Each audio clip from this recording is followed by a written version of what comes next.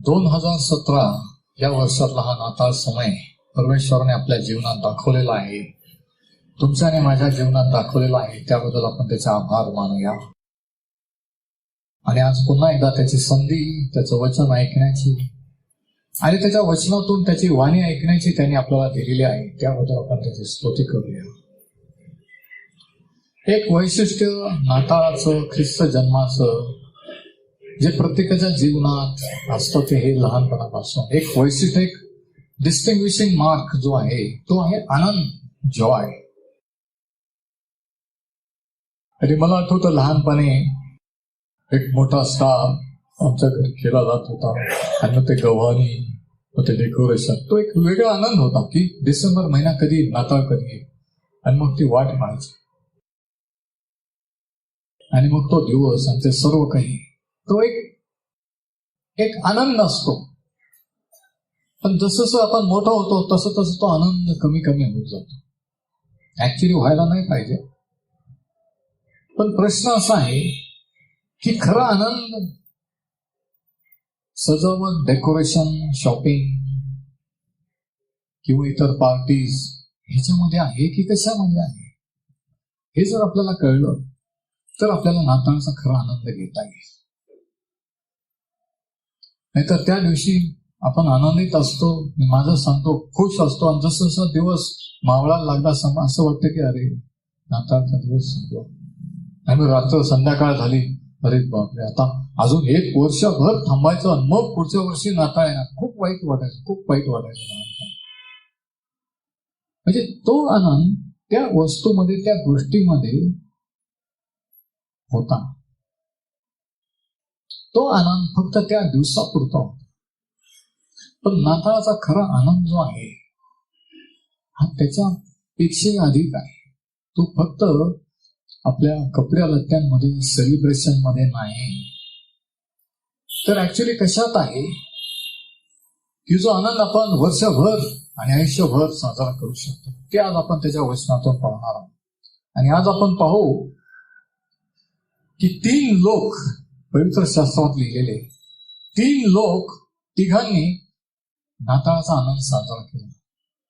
आणि त्याच्यातलं एक बाळ होतं. आणि विशेष आहे की ते बाळ जन्मलेलं सुद्धा नव्हतं.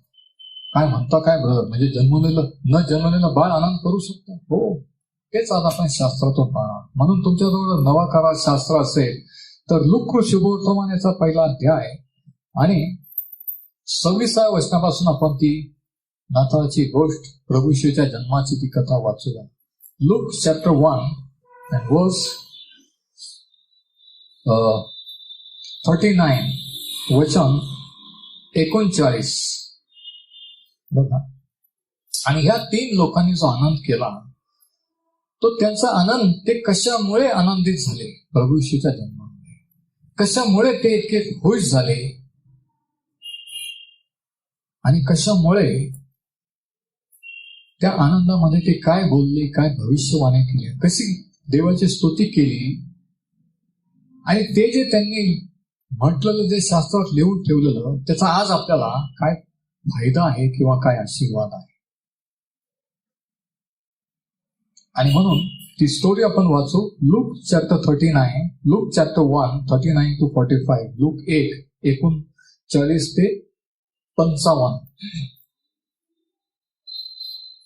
लूक 1 आणि वचन 39 ते 55. त्याच दिवसात मरिया त्वरा करून डोंगराळ प्रदेशातील यहुदाच्या एका नगरात निघून गेली आणि जखरेच्या घरात जाऊन तिने अलिशेबाला अभिवंदन केले. तेव्हा असे झाले की अलिशेबाने मरियाचे अभिवंदन ऐकताच बालकाने तिच्या उदरात उडी मारली आणि अलिशेबा पवित्र आत्म्याने परिपूर्ण झाली आणि ती उच्च स्वर काढून मोठ्याने बोलली, स्त्रियांमध्ये तू धन्य व तुझ्या पोटचे फळ धन्य. माझ्या प्रभूच्या मातेने माझ्याकडे यावे हे मला कुठे. पहा, तुझ्या अभिवंदनाची वाणी माझ्या कानी पडतात बालकाने माझ्या उदरात उल्हासाने उडी मारली. जिने विश्वास धरिला ती धन्य, कारण प्रभूने तिला सांगितलेल्या गोष्टींची पूर्णता होईल. तेव्हा मरिया म्हणाली, माझा जीव प्रभूला थोर मानितो आणि देव जो माझा तारणारा त्याच्यामुळे माझा आत्मा उल्हासला आहे. आपण इथेच थांबूया. आता 39 ते 45 या शास्त्रभागामध्ये आपल्याला 3 व्यक्ती आढळतात की ज्यांनी नाताळाचा खरा आनंद घेतला. 3 persons who had a threefold joy. 3 जणांचा आनंद. पहिली व्यक्ती होती मरिया, जी अलिशिबाला भेटायला गेली. दुसरी व्यक्ती होती अजून पोटातच असलेला न जन्मलेला बाप्तिस्मा करणारा योहान. आणि तिसरी व्यक्ती होती अलिशिबा, जी गरोदर राहिलेली होती. आणि या 3 व्यक्तींनी जो आनंद केला तो कशामध्ये केला आणि त्याच्यापासून आपण आज काय शिकू शकतो हे त्याच्या वचनातून पाहू. तर पहिला पॉइंट, पहिली गोष्ट, मॅरीज जॉय, मरियेचा आनंद. वचन 39 वर्स 39. त्याच दिवसात मरिया त्वरा करून डोंगराळ प्रदेशातील यहूदाच्या एका नगरात निघून गेली. हिची पार्श्वभूमी आपल्याला माहिती आहे की देवदूताने तिला भेट दिलेली आहे, दर्शन दिले, तिला सांगितलेलं आहे की तुला पुत्र होईल देवाच्या पवित्र आत्म्याने. आणि कसं होईल ते सांगितलं आणि ती खुश झाली, आनंदित झाली. आणि आनंदित झाल्यामुळे शास्त्रात लिहिले की मरिया त्वरा करून, बाय हेस्ट, घाईघाईने. आनंदित असल्यावर कसं असतं, आपण घाईघाईने येतो, घाईघाईने अनेकेत पळत आला, घाईघाईने कोणीतरी आलं तर आपण म्हणतो म्हणून आला तर काय काय गुड न्यूज आहे, काय आनंदाची बातमी. ज्यांच्याजवळ आनंदाची बातमी असती, ज्यांच्याजवळ जो आनंद असतो ते घाईघाईने येत असतो. ते घाईघाईने चर्चलंय, सगळेजण घाईघाईने चर्चला तर किती चांगलं होईल असं मी कधी कधी लेट येणार, जर बिफोर टाइम वेळेवर आले तर किती चांगलं. तर मरिया घाईघाईने त्वरा करून अलिशेबेकडे आली. आणि हे जे गाव होतं यहूदाचं, हे मरियाच्या गावापासून जवळजवळ 100 किलोमीटरच्या अंतरावर होतं. म्हणजे 100 मैलाचा प्रवास मरिया करून अलिशेबेला भेटायला आलेला आहे. आता बघा, मरियाला काय अनुभव आला हे अलिशेबाला माहित नाही. पण मरिया ही बातमी तिला सांगायला आलेली आहे. एक सिक्रेट. आणि सिक्रेट याची व्याख्या कोणीतरी अशी केलेली आहे, secret is something you tell a person, one person at a time. नाही समजलं, नीट ऐका. गुपित म्हणजे अशी एक गोष्ट जी आपण एकाच व्यक्तीला एका वेळेस सांगतो.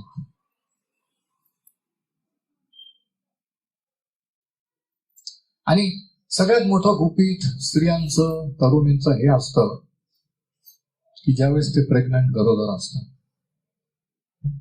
ते सगळ्यात गूढ, सगळ्यात मोठं गुपित असतं. आणि हे गुपित, हे गूढ ती सांगायला आनंदाने घाईघाईने त्वरा करून 100 मैलाचा प्रवास करून अलिशेबाकडे आलेली आहे. अलिशेबाला माहित नाही काय झालेलं,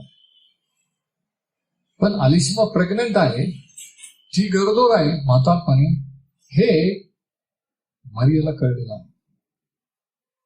बघा, आणि या दोघींची भेट होते. आणि त्या भेटतात.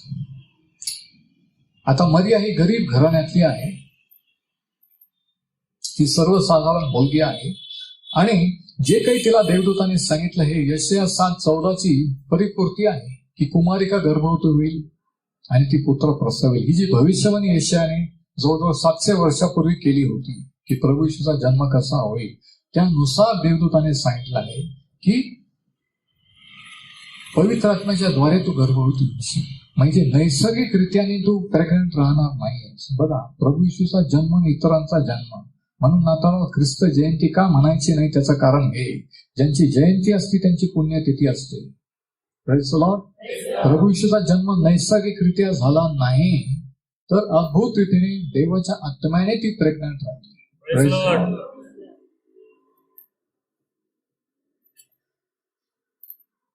आणि ती का आनंदित झाली माहित आहे का मरिया? कारण पहिली गोष्ट ही की तिच्यावर देवाची कृपा झालेली होती. 30 वचन जर आपण पाहिलं, वर्स 30. देवदूताने तिला म्हटले, मरिये भिवू नको, कारण देवाची कृपा तुझ्यावर झालेली आहे. तिने देवाच्या कृपेचा अनुभव घेतलेला होता. आणि ज्यावेळेस तुम्ही आणि मी त्याच्या कृपेचा अनुभव घेतो ना, त्यावेळेस आपणही आनंदित झाल्याशिवाय राहत नाही. ज्यावेळेस आपल्याला कळतं की त्याच्या कृपेने तारण, पापांची क्षमा, त्याच्या कृपेने सर्व आशीर्वाद, प्रार्थनेचे उत्तर आहेत, त्यावेळेस आपणही आनंदित होतो. पण जोपर्यंत आपल्याला वाटतं की काहीतरी मी करून मिळवायचं आहे, तोपर्यंत आपल्याला खरी सुरुवात कळली नाही. म्हणून पहिलं कारण मर्यादा, वाय वॉज शी जॉयस, ती आनंदित का झाली? पहिलं कारण वचन 30 मध्ये पहिला point, she experience the grace of God, तिने देवाच्या कृपेचा अनुभव घेतला. आता आनंदित होण्यासारखं तसं जर पाहिलं तर बॅकग्राऊंड असं होतं की ती म्हटलेली होती तुझ्या वचनाप्रमाणे म्हणून. पण प्रॉब्लेम असे होते की जर लोकांना, चर्चच्या लोकांना, नातेवाईकांना कळलं तर ते लग्न मोडू शकत होते. योसेफाला जर कळलं की ज्याच्याशी मी लग्न करणार आहे ती मुलगी प्रेग्नंट आहे, गरोदर आहे, तर तो लग्न कॅन्सल करू शकत होता. म्हणून ती भलतीच मोठी रिस्क होती. म्हणणं देवदूताला की तुझ्या वचनाप्रमाणे मला, हे विश्वासाचं पाऊल तिने उचललं. ती काही जरी झालं, योसेफाने जरी नाकारलं, लग्न जरी मोडलं, तरी तुझ्या वचनाप्रमाणे मला. पण खरा विश्वास हा असतो की जो वचनावर विश्वास ठेवतो, की काही जरी झालं, मला काही जरी तोंड द्यावं लागलं, कोणी विरोध केला घरातून बाहेरून, काही कोणी म्हटलं, तरी तुझ्या वचनाप्रमाणे मला. म्हणजे अशी परिस्थिती असताना सुद्धा ते आनंद करीत नाही. किती विशेष आहे. कारण देवाच्या कृपेचा अनुभव आल्यावर माणसाची परिस्थिती कशी असो तो आनंद करतोच. नाही तर तो लॉंग स्टोरी सांगत जातो, तुम्हाला माहित नाही बघ, मग ते असं आहे, ते तसं आहे, मग घरचं असं आहे. म्हणजे याचा अर्थ की देवाच्या कृपेचा अनुभव आलेला नसतो. पण कृपेचा अनुभव आल्यावर माणूस प्रॉब्लेमच्या पलीकडे, लोकांच्या कुटुंबाच्या पलीकडे पाहायला लागतो की याच्यानंतर पुढं देवाने काय राखून ठेवलं. आणि या ठिकाणी 30व्या वचनात देवदूत म्हणतो की देवाची कृपा तुझ्यावर झालेली आहे. God had favored her. Hail thou highly favored. कृपा म्हणजे मर्जी. म्हणजे देवदूत म्हणतो की तुझ्यावर देवाची मर्जी झालेली आहे.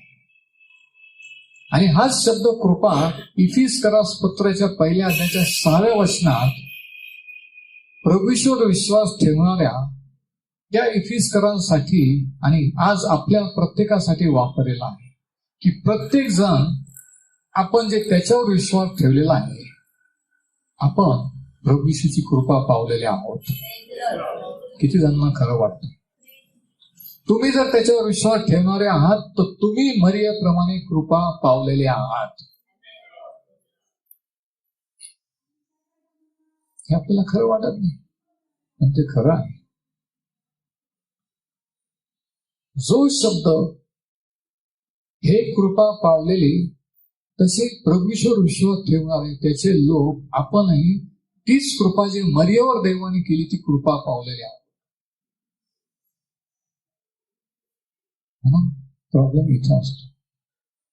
प्रार्थनापूर्वक जर मेसेज ऐकलं तर आपण जोरात त्याची स्तुती करून हालेलुया म्हणू शकतो. कारण हे प्रकटीकरण इथं जाताना कळतं की मी माझ्यासारख्यावर देवाने कृपा केली. आणि मग माणूस कृतज्ञतेने आनंद करू लागतो. किती विशेष आहे.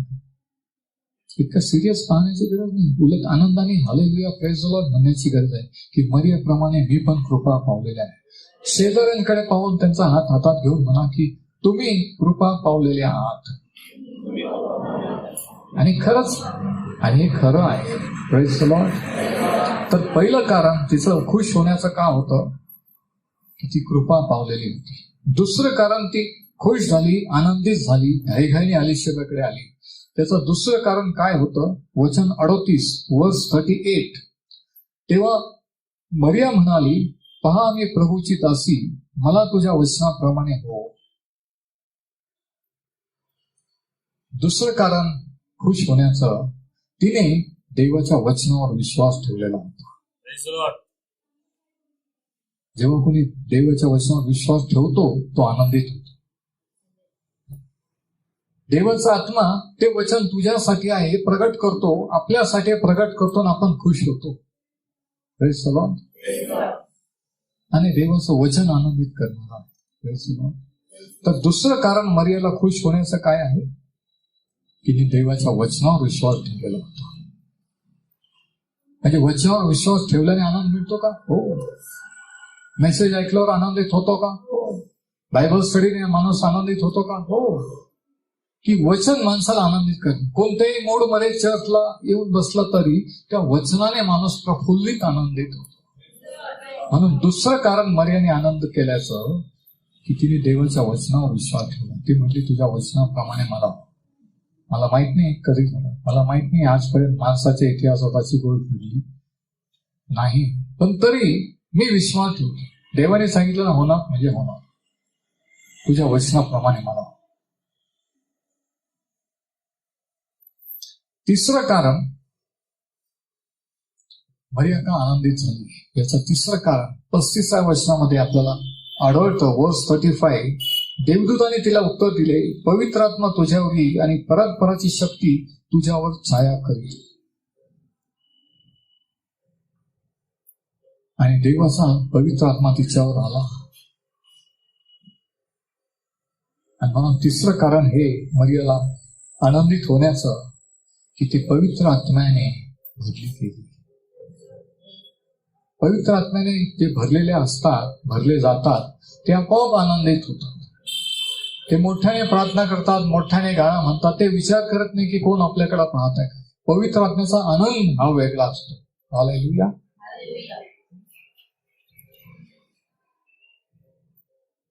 ते विचार करत नाही कोण मला हसव. मरिया खुश झाली, आनंदित झाली, कारण ती पवित्र आत्म्याने भरलेली होती. थर्ड पॉइंट, तिसरा पॉइंट. आणि म्हणून ह्या रीतीने जी आनंदित झालेली आहे, हा जो आनंद तिला झालेला आहे, हा आनंद मिळालेला आहे, त्याच्या पुढे ते प्रॉब्लेम काहीच नाही. लग्न मोडलं तर लोक काय म्हणतील, आणि मग 9 महिने प्रेग्नंट राहिल्यावर बायका काय म्हणतील, शेजारचे काय म्हणतील, नातेवाईक काय म्हणतील. किती निंदा, किती नावं ठेवलं तरी तुझ्या वचनाप्रमाणे मला हो, ती म्हटली. ती रिस्क घ्यायला तयार झालेली आहे. विश्वास रिस्क आहे. बरेच लोक विश्वास का ठेवत नाही? ते रिस्क घ्यायला, त्यांना सेफ करायचं असतं की नाही, आपल्याला कोणी नावं नाही ठेवलं पाहिजे, कोणी काही म्हणणं नाही पाहिलं, आणि आशीर्वादही मिळाले पाहिजे. पण तसं नसतं. Praise the Lord. जर विश्वास ठेवला तर नावं ठेवतील, विरोध करतील, गैरसमज करून देतील. बघा, योसेफाचा होणाऱ्या नवऱ्याचा गैरसमज झाला, आणि तो गैरसमज कसा दूर झाला माहितीये का? तिच्या घरचे कोणी गेले नाही सांगायला. मोठे माणसं, शहाणे माणसं. जेव्हा कोणी शहाणा माणूस, मोठा माणूस मध्यस्थी करायला नसतं, आणि जरी असलं तरी प्रॉब्लेम होतात, पण ज्या वेळेस देव कार्य करतो त्यावेळेस देव हस्तक्षेप करत असतो. देवाच्या आत्म्याने योसेफाला स्वप्न पाडलं, स्वप्नात त्याला सांगितलं की तू मरियाचा स्वीकार करायला घेऊ नको, कारण ती जिच्यापासून प्रेग्नंट आहे, गरोदर आहे, ती पवित्र आत्म्यापासून आहे. कोणी माणूस नसताना देव खात्री करून देतो का? कधी कधी माणसामध्ये घालून आपण मिटवायचा प्रयत्न करू नये. देवावर सोपवून द्यायचं. योग्य वेळी तो अद्भुत रीतीने कार्य करू. जे दुखावलेले आहे, दूर गेलेले आहे, देव त्याच्या आत्म्याने खात्री करून देईल. या रीतीने जीवनातले, कुटुंबातले प्रॉब्लेम हँडल करायला शिका. ज्यावेळेस मध्यस्थी करून, डोकं फोडून सगळं काही होत नाही, त्यावेळेस देवावर सोपायचं आणि त्याच्यावर वाट पाहून राहायची की कसे ते गैरसमज दूर होतात आणि कसे संबंध हील होतात, निरोगी होतात. आणि हा आणखी एक महत्वाचा धडा नाताळाचा आपण पाहिला की दोघांची, योसेफाची आणि तिची भेट झाली नाही, नातेवाईक कोणी कोणाकडे गेले नाही, पण पवित्र आत्म्याने त्याला दाखवलं की असं आहे, त्याची खात्री झाली. देवाचा आत्मा हा खात्री करून देतो.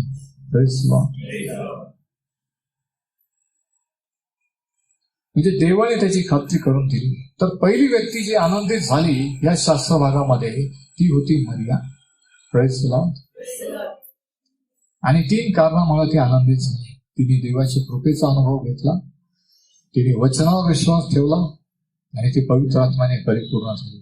आता दुसरी व्यक्ती कोण होती जी आनंदित झाली? बघा, वचन 41 वर्स 41, लूक 1:41. तेव्हा असे झाले की अलिशेबाने मरियेचे अभिवंदन ऐकताच, अलिशेबा मरियाला भेटून प्रेज लॉर्ड म्हटली. अभिवंदन ऐकताच बालकाने तिच्या उदरात उडी मारली आणि अलिशिबा पवित्र आत्म्याने परिपूर्ण झाली. आता इथे काय लिहिलं आहे? अलिशिबाने उडी नाही मारली. अलिशिबाच्या पोटात जे बाळ होतं, गर्भ होता, त्या बाळाने उडी मारली. आणि ते बाळ कोण होतं माहिती आहे का? बाप्तिस्मा करणारा योहान, जो इस्रायल राष्ट्राला, इस्रायल लोकांना दाखवून देणार होतं की हा इस्रायलाचा तुमचा मसीहा आहे, ज्याची तुम्ही एवढ्या वर्षापासून ज्याच्याबद्दल संदेश मोशेने सांगितलं, तो हा जगाचा पाप हरण करणारा देवाचा कोकरा आहे. तो रोल, ती भूमिका ते बाळ करणार होतं. किती मोठा रोल, किती मोठा भूमिका होती. शास्त्र सांगतं की योहानाने एकही चमत्कार केला नाही, पण जे काही त्याने प्रभू येशूबद्दल सांगितले ते सर्व खरे होते. प्रभू येशू एक दिवशी लोकांना म्हटलं की बाप्तिस्मा करणाऱ्या योहानापेक्षा कोणताही संदेष्टा मोठा नाही. आणि जेव्हा मी हे पहिल्याने वाचलं, मला वाटलं मग मोशेचं काय?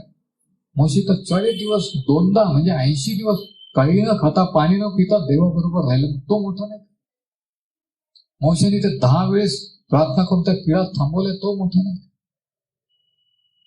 मला वाटलं एलिया ज्याने अग्नी स्वर्गातून कॉल केला आणि राजा आणि लोक एका बाजूला, तो एका बाजूला, अनेक प्रार्थना केली, स्वर्गातून अग्नी उतरला आणि ते अर्पण भस्म केलं, तो मोठा नाही का?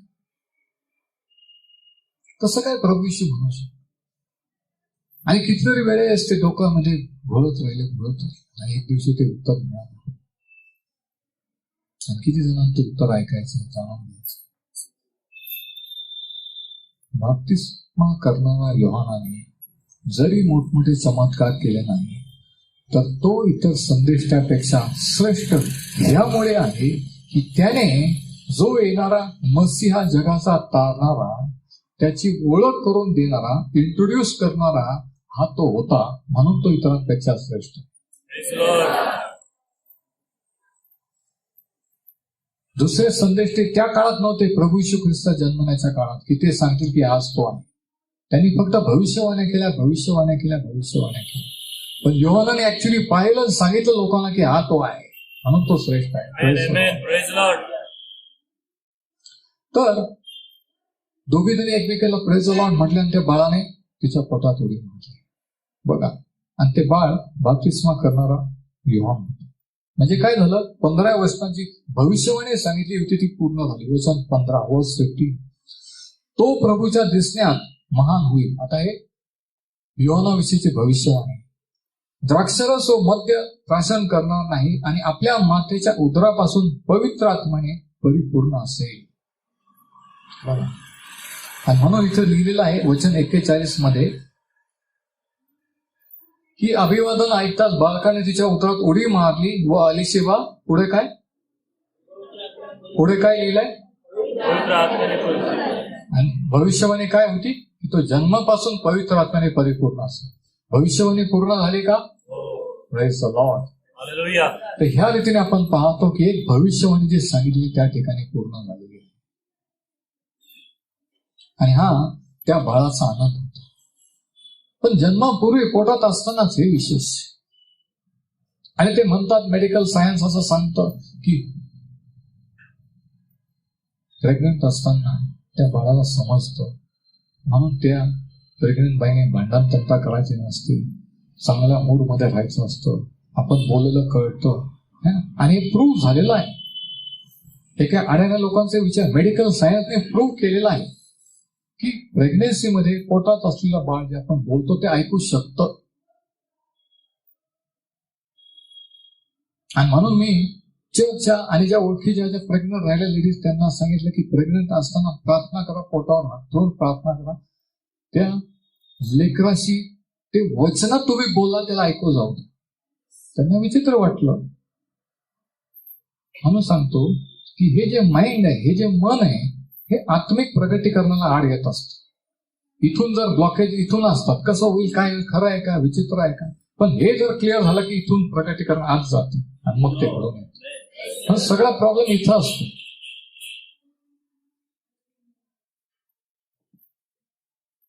त्या बाळाने उडी मारली. त्या बाळाला कळलं की माझा प्रभू जिच्या पोटी जन्म घेणार आहे त्याची आई भेटायला आलेली.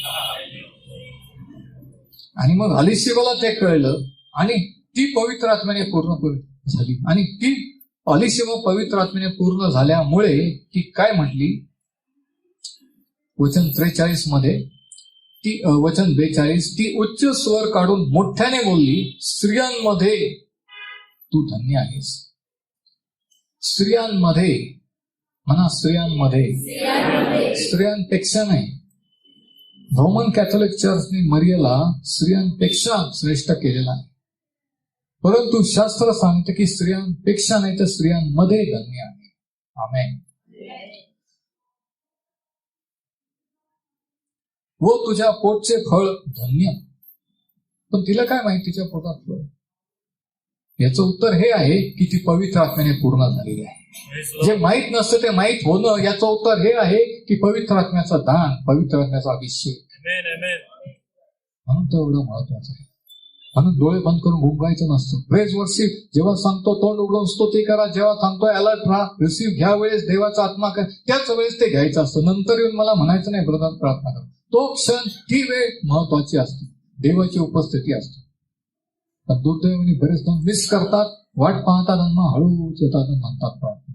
तर हे जे माहित नव्हतं, मरिया प्रेग्नंट आहे, देवदूताने दर्शन दिलंय, ही अलिशिबा पवित्र आत्म्याने पूर्ण झाले, बरोबर तिला कळलं नाही. ती काय म्हणते की माझ्या प्रभूच्या मातेने माझ्याकडे यावे हे कुठून. किती विशेष आहे. म्हणजे काय न सांगता करू शकतं का? हो. पवित्र आत्मा गुजे व रहस्य प्रगट करणारा आत्मा आहे. मनुष्याच्या गोष्टी मनुष्याच्या आत्म्याशिवाय कोणाला कळत नाही, तसं देवाच्या गोष्टी देवाच्या आत्म्याशिवाय कोणाला समजू शकत नाही. आणि देवाचा आत्मा देवाच्या मनुष्याच्या गोष्टी आपल्याला प्रगट करतो.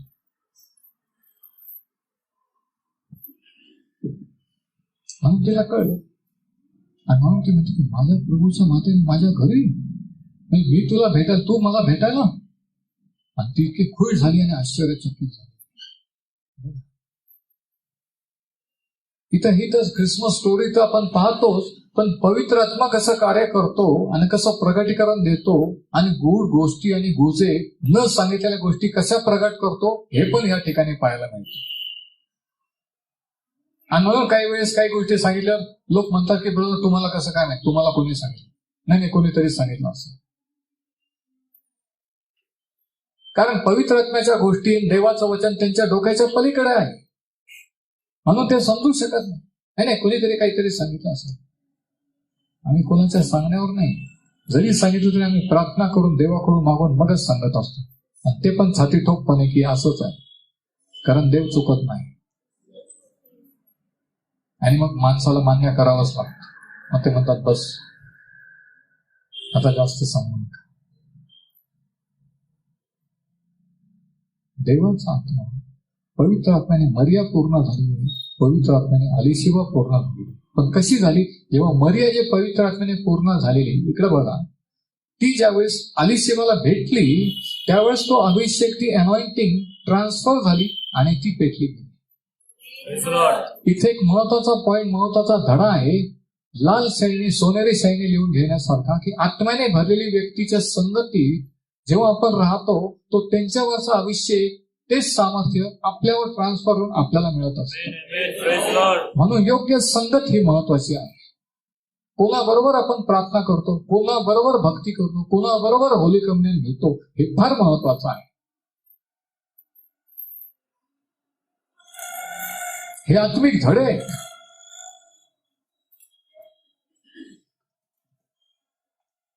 नाताळच्या वेळेस एवढ्या गोष्टी मला पण आश्चर्य वाटतं, एवढे गुजे रहस्य नाताळच्या स्टोरीमध्ये आहे. आणि ते कोणीतरी म्हणतं आमच्या नाताळची तयारी. अरे कसली तयारी चाललेली? ही तयारी आधी करा. प्रभू येशू ख्रिस्त कोण आहे, ज्याचा बर्थडे सेलिब्रेट करायचा तो कोण आहे हे जाणून घ्या. त्याच्याशी बोलायला टाइम द्या.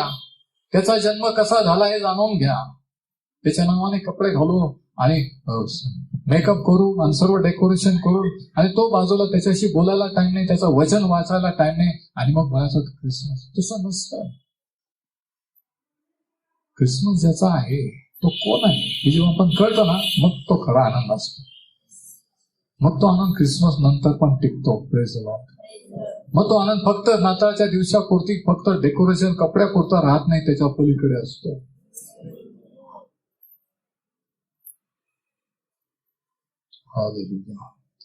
तर दुसरी व्यक्ती जी आनंदी झाली ती कोण? न जन्मलेला बाळ, बाप्तिस्मा करणारा लहान. आणि तो इतका खुश झाला.